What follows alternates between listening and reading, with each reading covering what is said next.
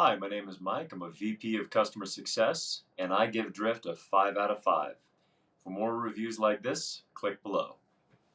Before using Drift, we used an app called Intercom, which does a lot of similar functions to Drift, but ultimately, we weren't necessarily looking for a change, but we got introduced to Drift, like what we saw, um, felt like it was a little bit better fit for our business. So when people think of Drift, they think of it being a chatbot function or something, but it does so much more than that. For our account executives, for our SDRs, BDRs, it's not just about this automated connection with the potential customer, and then cultivating that, nurturing that to the point where it can be handed off to a live human being. That's the start. But it also provides a lot of insights about how our customers are, or potential customers, are interacting with our website. How many times has this person visited? What is the general path they followed through? It's going to automatically tell the sales contact on our side, hey, there's this person that you've had an ongoing conversation with, and they visited this many times. They're on the website again. They're at this particular page.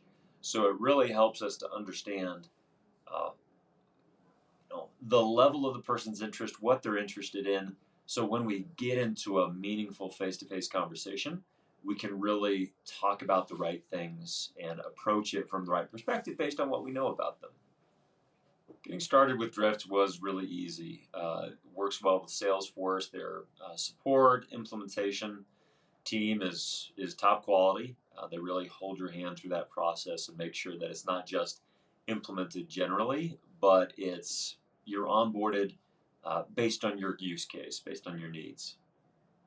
I think a lot of companies that are going to be looking at Drift or a similar software, um, if you haven't had a system before, you're probably a relatively new startup software company, and possibly you only have an inbound team to that point. I think something that's important to keep in mind with Drift is not just the functionality that's there that benefits the teams I currently have, an inbound team, for example, but keep in mind where you're going as a business or where you'll have to go to scale.